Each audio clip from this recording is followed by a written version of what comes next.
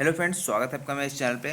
So friends, आज हम CrPC में चैप्टर 14 के अंतर्गत जो लास्ट सेक्शन है बचा हुआ है 198 एंड 198 ए, ये इसको हम डिस्कस करने वाले हैं। विद केस लॉ हम डिस्कस करेंगे, ठीक है। जहाँ पर बताया गया है आपका विवाह से संबंधित अपराध और उसका अभियोजन, यानी कि जब विवाह से संबंधित जो अपराध किए जाते हैं वो आईपीसी में जो बताए गए हैं आपके, वो आगे हम डिस्कस करेंगे कहाँ पे है, ठीक है। तो उसका क्या शर्तें होती है अभियोजन चलाने के लिए, ठीक है। परिवाद दाखिल होगा या एफआईआर होगी, ठीक है ना, क्या चीज़ होगी यहाँ पे बताया गया है।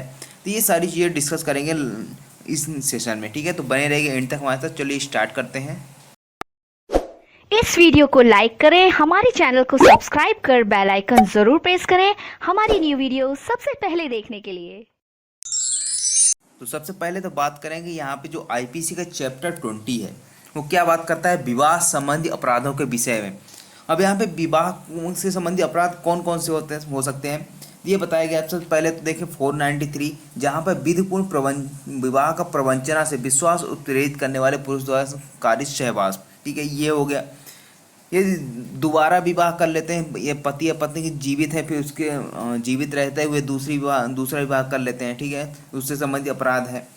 495 यहाँ पे बताया गया है। 496 है, 497, 498, यहाँ पे जो सेक्शन चैप्टर 20 है वो 493 से लेकर 498 तक के प्रोविजंस के बारे में बात करता है, जो है पूरे विवाह से संबंधित मामले, ठीक है। और यहाँ पर एक अलग दूसरा चैप्टर आता है आपका चैप्टर 20A, जिसका प्रोसीजर बताया, जिसके लिए शर्तें बताई गई हैं 198 ए सीआरपीसी में, ठीक है। जो क्रूरता से संबंधित है वो बताया गया है, तो वो भी एक विवाह से संबंधित ही अपराध है। तो यहाँ पर इस सब का जो भी अभियोजन की शर्तें बताई गई हैं वो कहाँ पे बताया गया है, आपका सीआरपीसी के 198 में और 198 ए में। तो इन्हीं अपराधों के बारे में यहाँ पे बताया गया है। तो चलिए देखते हैं अब सीआरपीसी के जो सेक्शन 198 है वो क्या कहती है।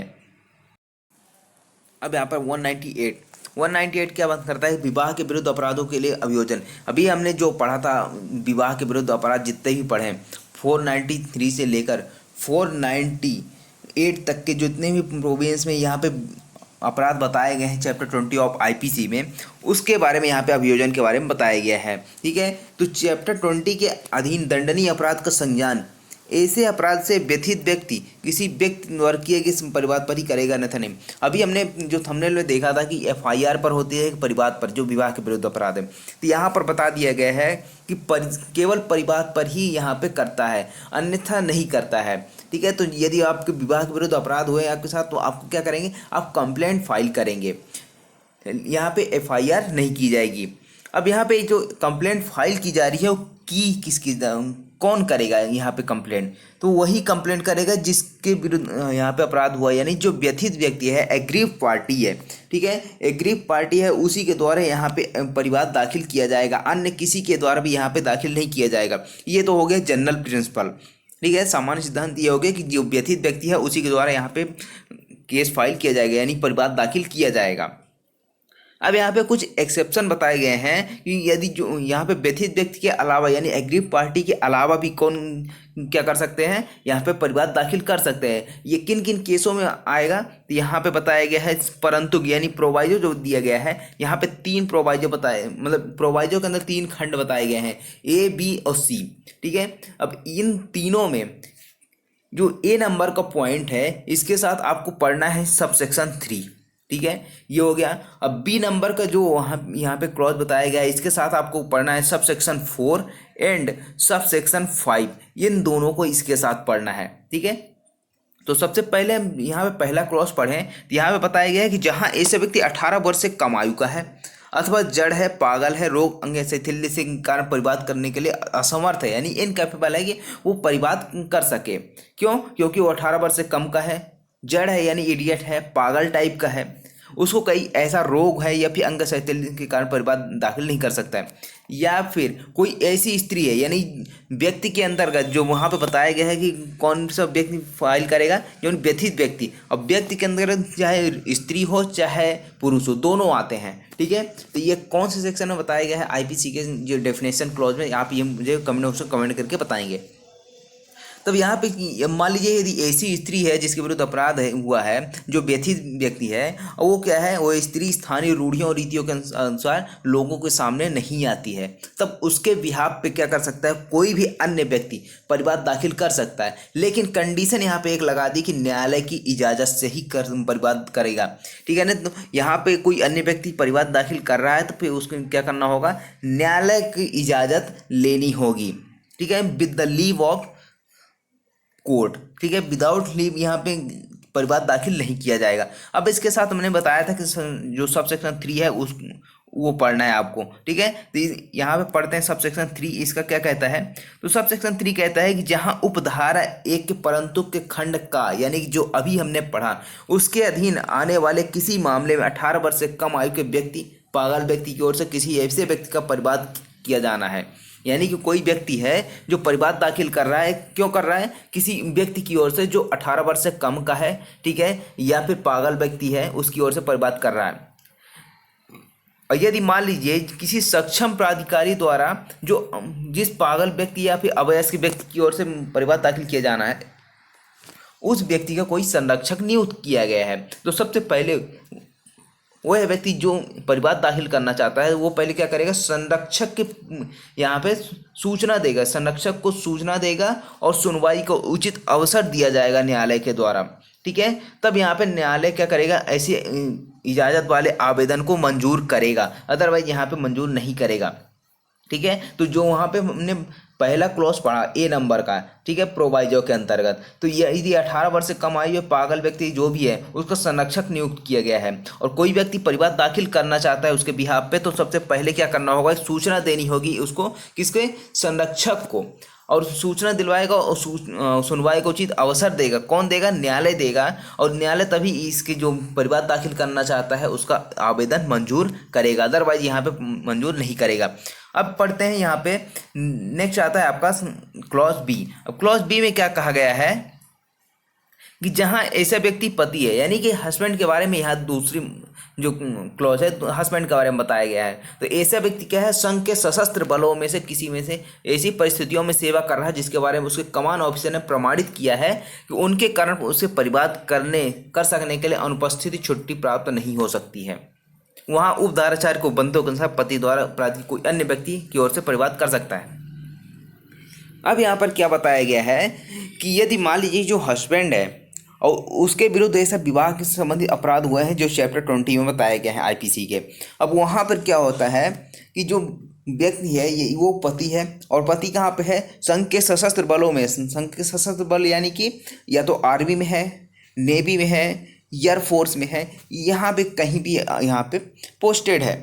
अब यहाँ पे क्या है, जो उसको सुपीरियर ऑफिसर है, जो वहाँ पे पति है उसको जो सुपीरियर ऑफिसर यानी कमांडिंग ऑफिसर है उसने यह प्रमाणित कर दिया है कि उसको छुट्टी नहीं दी जा सकती है परिवाद करने के लिए, ठीक है। तो वहाँ पर क्या किया जाएगा, उपधारा 4 के अधीन जो कमांडिंग ऑफिसर है वो क्या करेगा। अब इसके साथ वहाँ उपधारा 4 पढ़ते हैं, ठीक है। अब यहाँ पे बता दिया गया है कि उपधारा 1 के परंतु खंड के खा में निर्दिष्ट प्राधिकार लिखित रूप में दिया जाएगा, यानी कि जो प्राधिकृत किया जा रहा है किसी अन्य व्यक्ति को, कहाँ पर, जो सब सेक्शन 1 के परंतु के जो खंड बी है वहाँ पर किया जा रहा था कि किसी अन्य व्यक्ति को परिवाद करने के लिए जो हस्बैंड था वो अन्य व्यक्ति को कह रहा है कि आप मेरे बिहाफ पे क्या करो, परिवाद दाखिल करो, क्योंकि उसको छुट्टी नहीं मिल रही है, कहाँ से, कमांडिंग ऑफिसर से, ठीक है। तो कमांडिंग ऑफिसर ने प्रमाणित कर दिया। अब यहाँ पे जो प्राधिकृत किया जा रहा है किसी अन्य व्यक्ति को तो लिखित रूप में करेगा, कौन करेगा, हस्बैंड की, मेरे बिहाफ पे जाके क्या करो, परिवाद दाखिल करो, तो वह पति के हस्ताक्षरी या अन्यथा अनुप्रमाणित होगा, यानी कि जो प्राधिकार दे रहा है किसी व्यक्ति को वो लिखित रूप में हस्ताक्षरित और अनुप्रमाणित होगा, और उस भाव का कथन होगा कि उसे उन अभिकथनों की जानकारी दे दी, यानी जिस व्यक्ति को परिवाद दाखिल करने के लिए वो पति जो है वो बोल रहा है वो क्या करेगा, ये भाव भी लिखेगा, लेकिन लिखित रूप में तो है ही, ठीक है, हस्ताक्षरित भी है, अनुप्रमाणित भी है, और साथ में इस भाव को कथन भी करेगा कि जो चीज़ें जरूरी है उतनी सारी चीज़ें उसको बता दी है, ठीक है। और उसके कमान ऑफिसर द्वारा प्रति हस्ताक्षरित, यानी कि वो तो हस्ताक्षर करेगा ही है, जो हस्बैंड है वो हस्ताक्षर करेगा ही, साथ ही साथ जो उसका कमांडिंग ऑफिसर है जिसने कहा था कि इसको छुट्टी नहीं दी जा सकती बर्बाद करने के लिए, उसका भी हस्ताक्षर लगेगा, ठीक है ना। कमांडिंग ऑफिसर का भी यहाँ पे हस्ताक्षर लगेगा तथा उसके साथ उस ऑफिसर की, यानी जो ऑफिसर है उस द्वारा हस्ताक्षरी इस भाग को प्रमाण पत्र होगा, यानी कि जो कमांडिंग ऑफिसर है ये प्रमाण पत्र भी जारी करेगा कि पति को स्वयं परिवाद करने के प्रयोजन से छुट्टी नहीं दी जा सकती है, ठीक है। इस चीज़ को भी वहाँ पे मेंशन करेगा और वहाँ पे कमांडिंग ऑफिसर जो है उसको हस्ताक्षरित करेगा। अब यहाँ पे जो प्रमाण पत्र जारी किया जा रहा है कमांडिंग ऑफिसर के द्वारा, ठीक है, और यहाँ पे जो उसका हस्बैंड जो प्राधिकार दे रहा है, इन सब के बारे में उपधारणा की जाती। क्या उपधारणा की जाती ये बताएगा आपका सब सेक्शन 5 में। तो सब सेक्शन 5 क्या कहता है, किसी दस्तावेज के बारे में जिसका ऐसा प्राधिकार होना तात्पर्य है और जिससे उपधारा 4 के उपबंधों की पूर्ति होती है, ठीक है। तो उपधारा 4 में अभी हमने पढ़ा था जो सर्टिफिकेट वगैरह दे रहा था, ठीक है, प्राधिकार दे रहा था, तो उसका जो सर्टिफिकेट जारी किया गया था उस दस्तावेज के बारे में जिसका उपधारा द्वारा अपेक्षित प्रमाण पत्र होना तात्पर्य है, यानी कि जो प्रमाण पत्र जारी किया गया था उपधारा 4 के अधीन, ठीक है। और किसके लिए जारी किया गया था, जो आपको उपधारा 1 के प्रोवाइजो का जो क्लॉज बी है, ठीक है ना, उसके तहत जो वहाँ पे प्रमाण पत्र जारी किया जा रहा था, प्राधिकार दिया जा रहा था, उसके बारे में न्यायालय क्या उपधारणा करेगा, यह असली है और साक्ष्य में ग्रहण किया जाएगा। कब तक, जब तक कि उसको प्रतिकूल साबित ना कर दिया, यानी ये इसका खंडन किया जा सकता है, ठीक है। तो यहाँ पे उसको खंडन किया जा सकता है, लेकिन उपधारणा की गई है यहाँ पे इसको साक्ष्य में ग्रहण कर लिया जाएगा। अब यहाँ पे बात करें, ये हो गया आपका सब सेक्शन 4, 5 और 3, ये तीनों चीज़ें हमने पढ़ ली है। अब यहाँ पर बात करें जो हमने लास्ट यहाँ पे क्लॉज बताया गया है, ठीक है, प्रोवाइजो का जो सी नंबर का खंड है वो क्या कहता है कि जहाँ भारतीय दंड संहिता की धारा 494, 495 के अधीन दंडनीय अपराध से व्यथित व्यक्ति पत्नी है, ठीक है। तो 494 क्या बात करता है आपका कि यहाँ पे पति या पत्नी के जीवन काल में पुनः विवाह करना। अब यहाँ पे व्यथित व्यक्ति कौन है, पत्नी है। मान लीजिए पति भी हो सकता है कि पत्नी ने दूसरा विवाह कर लिया तो वो व्यथित हो गया, लेकिन यहाँ पे जो सब 1 का प्रोवाइजो खंड सी बात करता है गा नंबर, वो क्या बात कर रहा है कि 494 और 495 के तहत व्यथित व्यक्ति यानी एग्रीव पार्टी कौन है, पत्नी है यानी वाइफ है। तो वहाँ उसकी ओर से कौन कौन परिवाद दाखिल कर सकता है, उसके पिता कर सकते हैं, माता कर सकते हैं, भाई बहन पुत्र पुत्री, ठीक है, उसके पिता है माता के भाई या बहन द्वारा या न्यायालय की इजाज़त से किसी अन्य ऐसे व्यक्ति द्वारा जो उससे रक्त विवाह दत्तक से द्वारा संबंधित है, ठीक है। यहाँ पे क्या है, न्यायालय की इजाज़त जरूरी नहीं है, कहाँ पर, यदि उसके पिता माता भाई बहन पुत्र पुत्री या फिर उसके माता पिता भाई बहन कर रहे हैं, ठीक है, लेकिन या फिर न्यायालय की इजाज़त से इनके अलावा कोई भी व्यक्ति कर सकते हैं। कोई व्यक्ति कौन होगा, जो रक्त यानी ब्लड रिलेशन हो, विवाह से संबंधित हो, उसका बेटा हो सकता है, दत्तक द्वारा संबंधित हो यानी कि उसको दत्तक ग्रहण करते हैं ना, गोद ले लेते हैं, तो वहाँ पे उससे संबंधित है तो वहाँ पर परिवाद किया जा सकता है, लेकिन न्यायालय की इजाज़त लेनी पड़ेगी यहाँ पर। ये हो गया आपका पूरा 198। अब वहाँ पर 198 का एक सेक्शन सब सेक्शन बचा है, कौन सा, सॉरी यहाँ पे 2 सब सेक्शन बचे हैं, 6 और 7। 5 तक हमने कवर कर लिया। अब यहाँ पे 6 क्या बात करता है, रेप से रिलेटेड मैटर है। यहाँ पे यदि मान लीजिए कोई न्यायालय संज्ञान लेना चाहता है किसी ऐसे अपराध का, कौन से अपराध का, जो किसी पुरुष द्वारा किया गया है, उसकी 18 वर्ष से कम आयु की अपनी ही पत्नी के द्वारा मैथुन करता है, ठीक है। तो यहाँ पे बताया गया है कि 376 के अधीन अपराध का संज्ञान, जहाँ ऐसा अपराध किसी पुरुष द्वारा 18 वर्ष से कम आयु की अपनी पत्नी के साथ मैथुन करता है, यानी कि पत्नी तो है उसकी लेकिन वो 18 वर्ष से कम आयु की है, ठीक है, सेक्सुअल रिलेशनशिप बनाता है, तो वहाँ पर उस दशा में तब नहीं करेगा संज्ञान जबकि जो अपराध हुआ है उसकी तारीख से 1 वर्ष के अधिक व्यतीत हो चुका, यानी कि जिस दिन भी वह संबंध बनाया है उस 18 वर्ष से कम आयु की अपनी पत्नी के साथ, ठीक है ना, सेक्सुअल रिलेशनशिप बनाया, जिस तारीख को बनाया वहाँ उस तारीख से 1 वर्ष के भीतर यहाँ पे परिवाद दाखिल करना होगा, तभी उस न्यायालय संज्ञान लेगा। यदि 1 वर्ष बीत चुका है तो यहाँ पे न्यायालय संज्ञान नहीं ले सकता है। ये यहाँ पे बार करता है यहाँ सब सेक्शन 6। अब इसी तरह का आपको प्रोविजन मिलता है आपका आईपीसी में, जहाँ पर देखेंगे तो वहाँ पे 15 वर्ष लिखा है, लेकिन 15 वर्ष को ये केस के तहत यहाँ पे 18 वर्ष कर दिया गया है। केस कौन था? Independent thoughts versus union of India के केस में उसको 18 वर्ष कर दिया गया है, लेकिन वहाँ पे लिखा भी 15 ही है। ठीक है, तो यहाँ पे आप 18 समझेंगे। और आता है नेक्स्ट, आता है आपका इस धारा के उपबंध किसी अपराध के दुष्प्रेरण अपराध करने के प्रयत्न को ऐसे लागू होंगे जैसे वे अपराध को लागू होते हैं। यानी कि जो इस पूरे धारा में जितने भी सब सेक्शन बताई, 6 सब सेक्शन बताई गए हैं, उन धाराओं में जो भी चीज़ें बताई गई हैं वो उस पर भी लागू होंगी जो ऐसे अपराध के दुष्प्रेरण किया जाता है या फिर ऐसे अपराध का प्रयत्न किया जाता है। ऐसे अपराध या कौन से? जो आपके चैप्टर 20 ऑफ आईपीसी में बताए गए हैं। ठीक है, ये हो गया आपका। अब यहाँ पे बात करें जो अब एक सब सेक्शन और बचा है आपका सब सेक्शन 2 इसी का। तो सब सेक्शन 2 की बात करें तो यहाँ पे क्या बताया गया है कि उपधारा 1 के प्रयोजन के लिए स्त्री के पति से भिन्न कोई व्यक्ति उस उक्त संहिता की धारा 497 या धारा 498 के अधीन अपराध से व्यथित व्यक्ति नहीं समझा जाएगा। यानी कि जो सेक्शन 497 ऑफ आईपीसी है या फिर 498 है, उसके तहत जो स्त्री के पति से भिन्न कोई भी यहाँ पे व्यथित नहीं समझा जाएगा। यानी जो व्यथित व्यक्ति किसको समझा जाएगा? ओनली एंड ओनली हस्बैंड को। ठीक है, तो इसके हस्बैंड के अलावा कोई भी व्यक्ति यहाँ पे व्यथित नहीं समझा जाएगा। जो 497 क्या है? जार कर्म के बारे में बात करता है, एडल्ट्री के बारे में बात करता है। अब एडल्ट्री क्या है, यदि आपको पढ़ना है तो आप कमेंट उसको कमेंट करिएगा, मैं उस एडल्ट्री को पढ़ा दूंगा। ठीक है, हाँ। तो और 498 क्या कहता है? विवाहित स्त्री को आपराधिक आशय से फुसला के ले जाना। अब भाई हस्बैंड तो होगा ना, क्योंकि यहाँ पे 497 में जो हस्बैंड है उसकी वाइफ कहीं है, कहीं दूसरे व्यक्ति के साथ जो सेक्सुअल रिलेशनशिप बनाते वो है। ठीक है, या फिर इसका जैसे मान लीजिए ए नाम का व्यक्ति का वाइफ है। ठीक है, अब इसको कोई फुसला कर ले जाता है, अब वाइफ तो इसकी है ना, तो यहाँ पे कोई और फुसला के ले जा रहा है तो किसके विरुद्ध अपराध होगा? ए के विरुद्ध, यानी हस्बैंड के विरुद्ध। यहाँ पे जो व्यथित कौन माना जाएगा? हस्बैंड माना जाएगा। परंतु पति की अनुपस्थिति में कोई ऐसा व्यक्ति, यानी कि मान लीजिए जो हस्बैंड है वो अनुपस्थित रहता है या फिर जो जहाँ पे उसकी पत्नी रहती है उसका पति उससे दूर रहता है, थोड़ा सा कहीं काम से बाहर रहता है मान लीजिए, और उसके कोई संरक्षक रहता है, उसकी देख रेख में उसकी पत्नी रहती है, तब न्यायालय की इजाज़त से परिवाद कौन कर सकता है? वो भी व्यक्ति कर सकता है जो उसकी देख रेख कर रहा था। ठीक है, ये बताएगा आपका सब सेक्शन 2।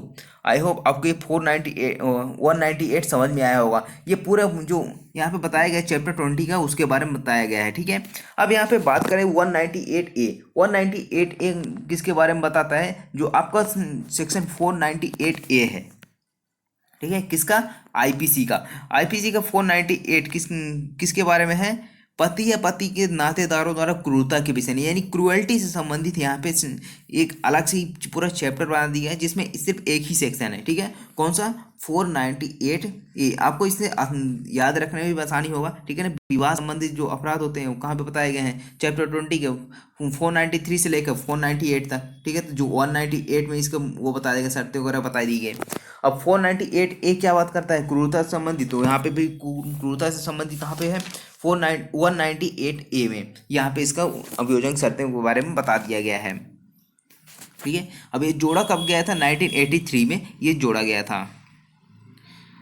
अब यहाँ पे बात कर रहे थे कि कोई भी न्यायालय भारतीय दंड संहिता की धारा 498A के अधीन अपराध को संज्ञा ऐसे अपराध को गठित करने वाले तथ्यों को पुलिस रिपोर्ट पर अथवा अपराध के व्यथित व्यक्ति द्वारा उसके पिता माता भाई बहन द्वारा या उसके पिता अथवा माता के भाई बहन द्वारा किए गए परिवाद पर या रक्त विवाह दत्तक ग्रहण उससे संबंधी किसी अन्य व्यक्ति के न्यायालय की इजाजत से परिवाद करेगा, अन्यथा कोई नहीं करेगा। ठीक है, यहाँ पे जितने भी लोग बताएंगे उनके द्वारा क्या किया सकता है? या तो FIR की जा सकती है या फिर परिवाद भी किया जा सकता है। यहाँ पे एक चीज़ बताई गई ना, तथ्यों को पुलिस रिपोर्ट पर अथवा व्यक्ति द्वारा, जो यहाँ पे जितने भी व्यक्ति बताएंगे उनके द्वारा परिवाद किया जाता है, उसमें भी क्या किया सकता है? इसमें प्रोसीजर चलाया जा सकता है। ठीक है, तो जो अभी हमने पढ़ा था 198 में क्या है? ओनली कंप्लेंट पे है, लेकिन यहाँ पे 198 क्या है? या तो पुलिस रिपोर्ट पे हो या फिर परिवाद, दोनों पे यहाँ पे आ सकता है।